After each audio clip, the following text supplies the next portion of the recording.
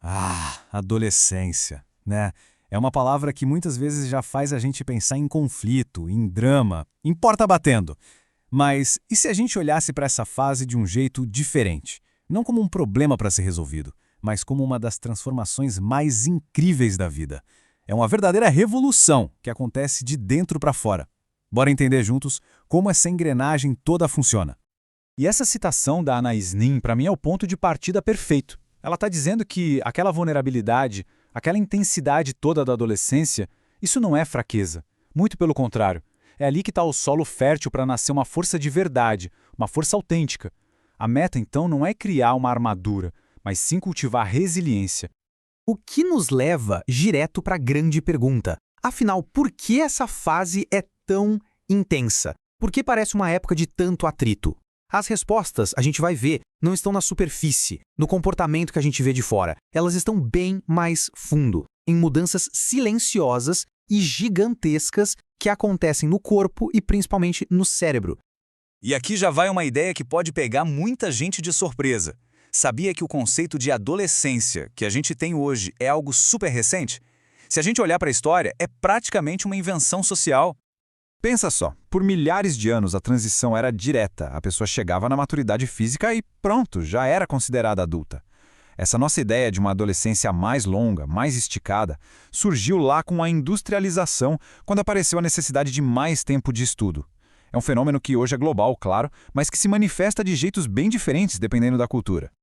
Bom, deixando um pouco do lado o contexto social, vamos mergulhar na força que move tudo por dentro. Algo que aí sim é universal, a puberdade. É nesse momento que a biologia assume o comando e dispara uma verdadeira revolução hormonal que vai redesenhar o corpo. E o processo é uma orquestração impressionante. Tudo começa com um sinalzinho lá no cérebro, no hipotálamo. Esse sinal é como se fosse o start de uma linha de produção. Ele ativa a glândula pituitária, que por sua vez manda o comando final para as gônadas. E qual o resultado? Uma onda de hormônios que viaja pelo corpo todo, dando o pontapé inicial para as mudanças. Essa onda hormonal provoca basicamente dois tipos de mudança. As primárias são internas, ligadas diretamente à capacidade de se reproduzir. Já as secundárias são aquelas que todo mundo vê. A voz que muda, o crescimento de pelos, as novas formas do corpo. São sinais visíveis de que a transformação está acontecendo a todo vapor. Mas a revolução hormonal é só uma parte da história. A parte que talvez seja mais fascinante de todas acontece aqui, no cérebro. O cérebro adolescente não está pronto, nem de longe. Pelo contrário, ele está passando por uma das maiores reformas da sua vida, um período de reorganização super intenso e às vezes meio caótico.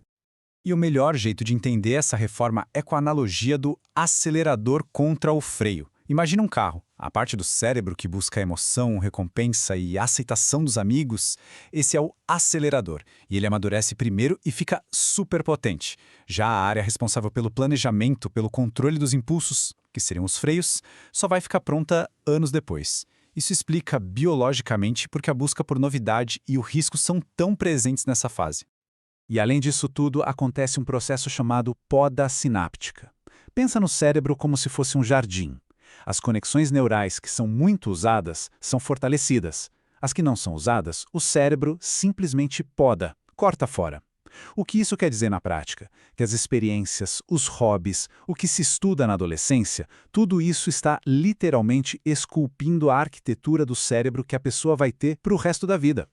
Ok, então vamos conectar os pontos. Essa combinação de um corpo mudando super rápido, com um cérebro que está com o acelerador no máximo e os freios em desenvolvimento, bom, isso cria um cenário de novas liberdades, mas também de riscos bem específicos.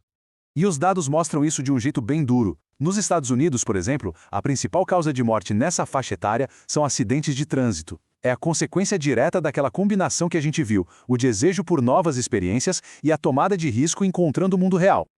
Outro risco, muitas vezes invisível, é a falta de sono. O relógio biológico do adolescente muda, fazendo com que o sono venha mais tarde. Só que o horário da escola continua o mesmo, né? O resultado é essa perda drástica de sono, o que acaba afetando o humor, a aprendizagem e a saúde mental. O abuso de substâncias também acaba se tornando um risco maior. E como a gente pode ver aqui na tabela, a vulnerabilidade não vem de um lugar só. É uma teia bem complexa que envolve desde o temperamento da pessoa até o ambiente familiar e o círculo social. E a saúde mental é um ponto de atenção crucial. Os dados mostram um aumento bem nítido nos episódios de depressão ao longo da adolescência, com taxas que são mais altas entre as meninas, refletindo uma interação super complexa entre a biologia e as pressões sociais dessa fase da vida. Mas calma lá, a adolescência está longe de ser apenas sobre riscos. Agora a gente vai para o outro lado da história, o incrível superpoder cognitivo que nasce nesse período. Os adolescentes não só parecem diferentes, eles começam a pensar de uma forma totalmente nova. Esse é o grande salto, do concreto para o abstrato. Uma criança pensa no que é. Um adolescente começa a pensar no que poderia ser. Isso abre as portas para discutir conceitos como justiça, liberdade, o sentido da vida. É a ferramenta que permite questionar o mundo e imaginar como ele poderia ser diferente. E essa nova capacidade de abstração revoluciona o pensamento moral. A jornada, segundo o psicólogo Kohlberg, geralmente vai do nível 1, que é o do interesse próprio, do o que eu ganho com isso, para o nível 2, o da aprovação social, do o que os outros vão pensar de mim, e finalmente para a pergunta mais complexa do nível 3, o que é fundamentalmente justo, independentemente das regras ou da opinião dos outros. E assim, a gente chega ao nosso ponto final. Se a ciência nos mostra que o cérebro adolescente é essa incrível obra em andamento, cheio de potencial, mas com vulnerabilidades bem específicas, a reflexão que fica é: como é que a gente pode usar esse conhecimento para sermos melhores pais, melhores educadores e para construir uma sociedade que entenda e apoie melhor essa fase tão decisiva?